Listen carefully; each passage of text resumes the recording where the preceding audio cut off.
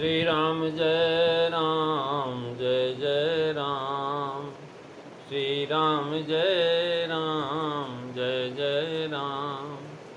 श्री राम जय राम जय जय राम। श्री राम जय राम जय जय राम। बोलिए सियावर रामचंद्र भगवान की जय। वृंदावन बिहारी लाल की जय। उमापति महादेव की जय। गोस्वामी तुलसीदास जी महाराज की जय। नमो पार्वती पते हर हर महादेव। आदरणीय विद्वजन, श्रद्धारूपा देवियों एवं विश्वासवी कथा सुधाओं, मानस चिंतन चैनल पर आप सभी का स्वागत है।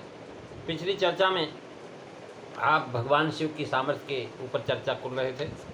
तुलसीदास जी महाराज लिखते हैं कि जो ऐसे ही शीशा करहि जड़, नर विवेक अभिमान, परहि कलप भर नरक मह, जीव की से समान। मंगल भवन अमंगल हारी, रवउ सुदशरथ अजीर बिहारी।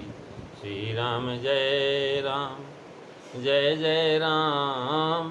श्री राम जय राम जय जय राम। महाराज तुलसीदास जी स्पष्ट कर रहे हैं कि महाराज कोई भी व्यक्ति सामर्थ्यवान की जो है होड़ न लगाए। संपूर्ण विद्या स्नात होकर के भी जीव एक तृण की रचना नहीं कर सकता। उसकी जगत की सृष्टि स्थिति और लय करने वाले ईश्वर को कौन समझता है? भगवान शिव और ये सब जो है ईश्वर सामर्थ्यवान है। तुलसीदास जी महाराज लिखते हैं, महात्माओं ने इसका जो है अन्वय और अर्थ जो है अनेक प्रकार से किया है। जो दोहा आपने पिछली चर्चा में सुना था और आज भी उस दोहे को हमने सुनाया है, तो उसको उन्होंने दूसरी तरफ से वर्णन किया है कि जो है महाराज दोनों पक्षों में बड़े बड़े महात्मा हैं, अतः हम यहाँ दोनों को देते हैं। यानी जो है इस प्रकार से अनुस्वार के उपभोक्ता के दर्शनीय है। कह रहे हैं सुरसर जल की तो बारूणी जाना, कबहू न संतो करते ही पाना। सुरसरि मिले सुरसरि मिले, सो पावन कैसे, और ईशयनी सही अंतर जैसे। मंगल भवनो अमंगल हारी, रवउ सुदशरथ अजीर बिहारी। श्री राम जय राम जय जय राम। श्री राम जय राम जय जय राम। महाराज बारूणी गंगा जल से बनाई हुई है। यह जान करके भी संत उस बारूणी को कभी नहीं पीते। वही गंगा जी में मिल जाने पर जैसे पवित्र हो जाती है, ईश्वर और अनीश्वर में वैसा ही भेद है।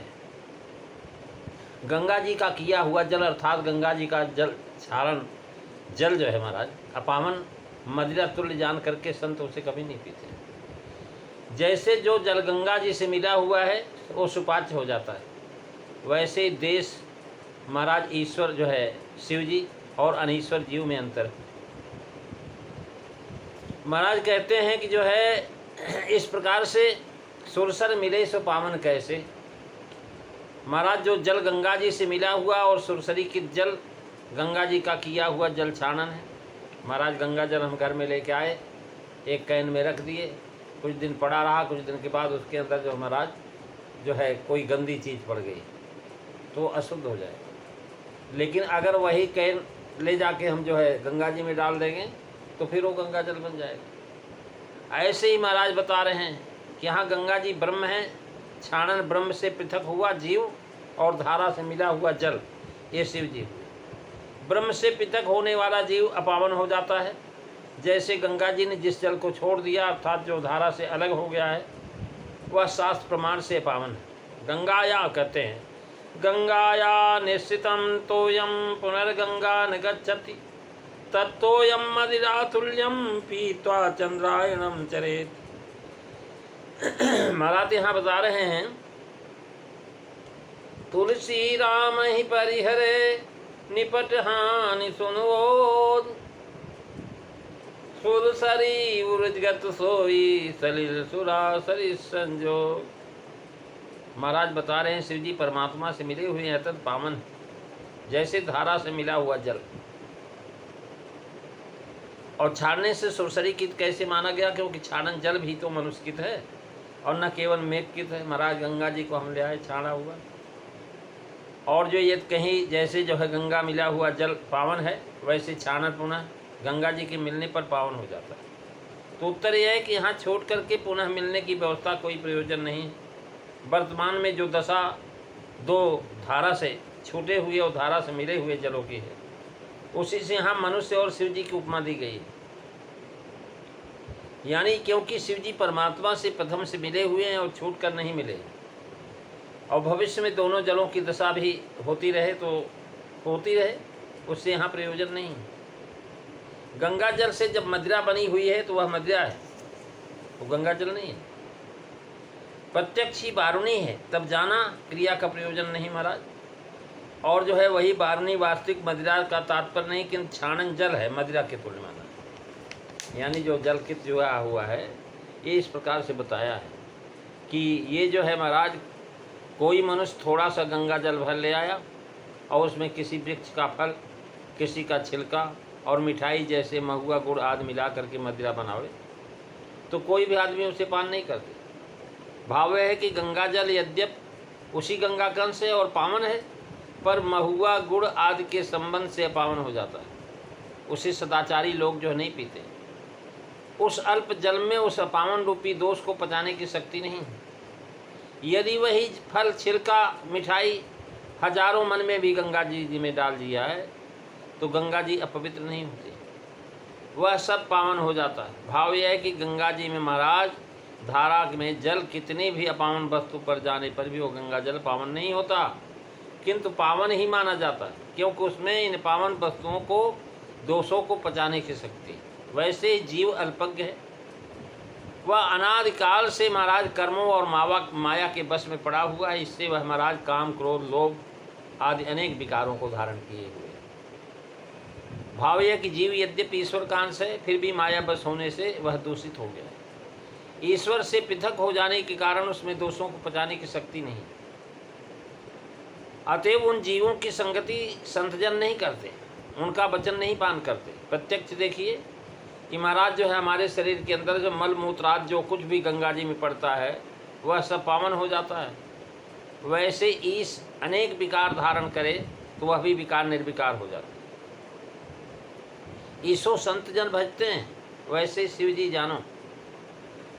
अब यहाँ सुरसरी का छूटा हुआ जल अर्थ नहीं है महाराज। अल्पज्ञ जीव एक पाप से पापी हो जाता है, और ईश्वर तो सर्वत्र है, उसमें अनेक अंचित कर्म भी हो रहे हो तो कर्म उसे मलिन नहीं कर सकते, किंतु स्वयं पवित्र हो जाते हैं। जैसे अनेक गोपियाँ परिस्त्रियाँ श्री कृष्ण जी को कलंकित नहीं कर सकी, किंतु उनके अंग से स्वयं कृतार्थ हो गए।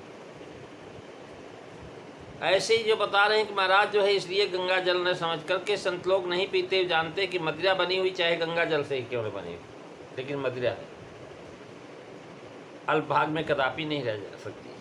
महाराज गंगा जल में जो शक्ति है वह गंगा से बहुत कम है महाराज। यदि हजारों बोतल मदिरा गंगा जी में दी जाए तो सारी मादकता उसकी उसी समय नष्ट हो जाती है।